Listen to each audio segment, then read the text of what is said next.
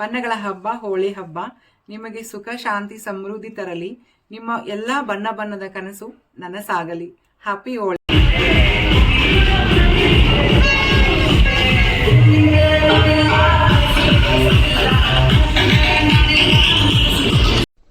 ಏನು ಅರ್ಥವೇ ಆಗ್ತಿಲ್ವೇ ಈ ಕೇಸು?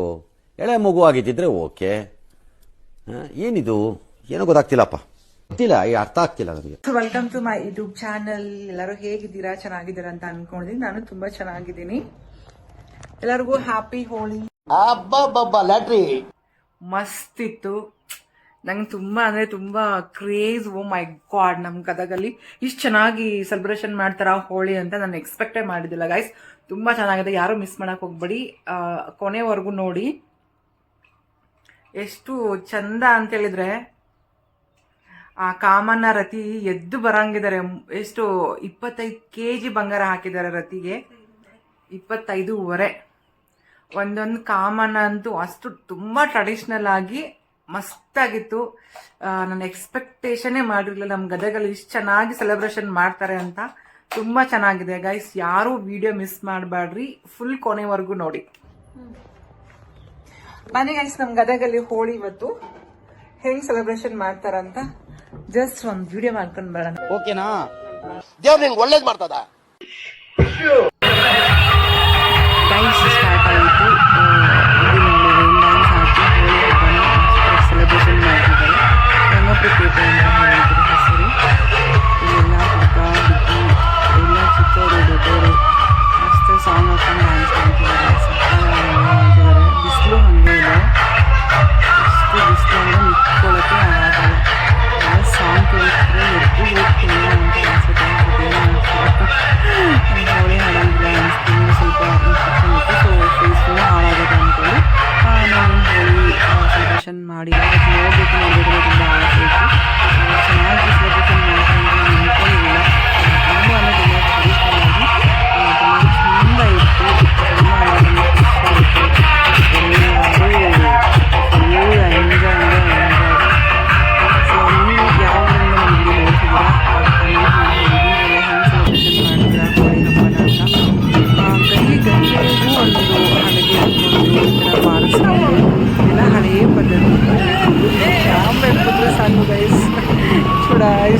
ನೋಡಿ ನನಗೆ.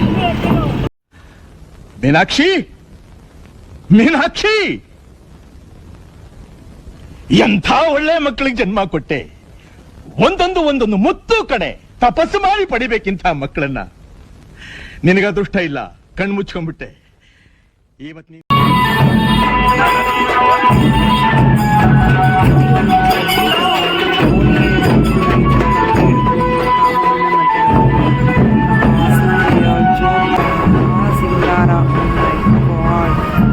ಮಸ್ತಾಗಿತ್ತು. ಹಾಗೇನೆ ಪ್ರತಿಯೊಂದು ಏರಿಯಾದಲ್ಲಿ ಸೆಲೆಬ್ರೇಷನ್ ಮಾಡ್ತಿದ್ದಾರೆ. ಇದನ್ನೆಲ್ಲ ಕಣ್ಣಿಂದ ನೋಡಿ ಕಂಗಾಲ ಆಗ್ಬಿಟ್ಟಿದೀನಿ. ಬೇಕಣ್ಣ, ಈ ಲೋಪರ್ ನನ್ ಮಗನ್ ತಲೆ ಬೇಕೇ ಬೇಕು. ಎಷ್ಟು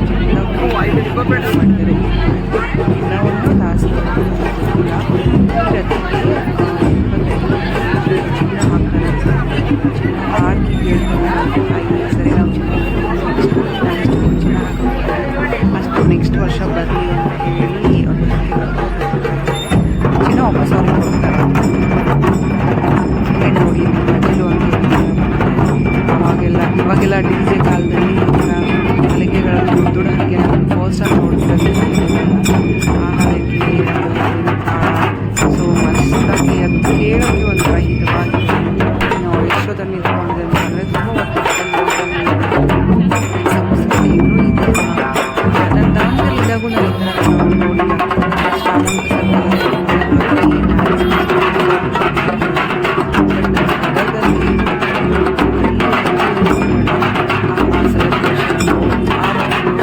ಹಳೆಯ ಕಾಲದ ರೀತಿಯಲ್ಲಿ ಇನ್ನೂ ಉಳಿಸ್ಕೊಂಡು ಬೆಳೆಸ್ಕೊಂಡು ಹೋಗ್ತಿದ್ದಾರಲ್ಲ, ತುಂಬ ಖುಷಿ. ಮತ್ತು ಇದು ಬೇರು ಹೋಳಿದು ಇದು ಒಂಥರ ವಿಶೇಷವಾಗಿದೆ. ಎತ್ತಿನ ಗಾಡಿ ಮೇಲೆ ರತಿನ ಹಾಡಾಡ್ಕೊಂಡು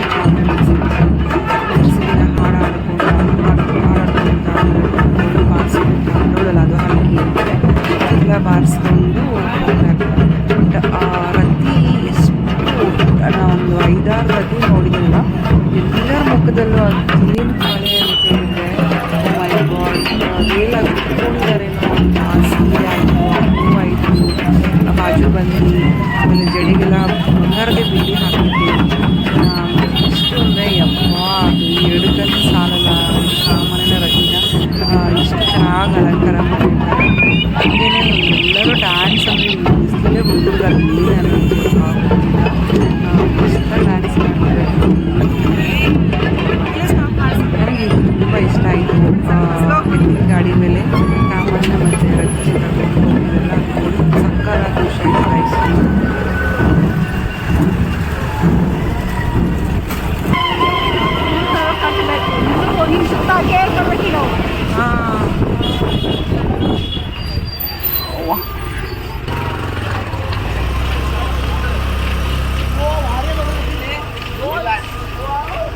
ದಾರಿ ಇಲ್ಲ ನೋಡಿ, ಇದು ಲಾಸ್ಟ್ ಅನಿಸುತ್ತೆ.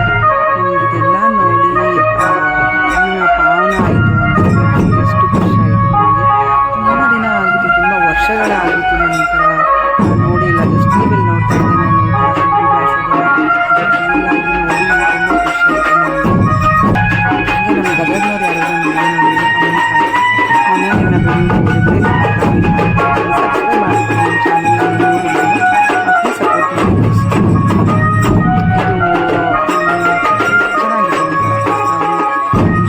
ನಾವು ಆ ಬಿಸಿಲಲ್ಲಿ ನಿಂತ್ಕೊಂಡು ಜಾಸ್ತಿ ನಿಂತ್ಕೊಳ್ಳಲ್ಲ. ಸೊ ಇವಾಗ ನೈಟ್ ಟೈಮಲ್ಲಿ ಚೆನ್ನಾಗಿರುತ್ತೆ.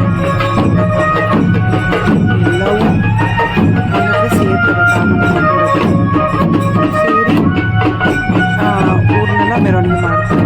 ಸೊ ನೋಡೋಕ್ಕಾಗಲ್ಲ ತುಂಬ ನೋಡಿ ಡ್ಯಾನ್ಸ್ ಮಾಡ್ತಿದ್ದಾರೆ.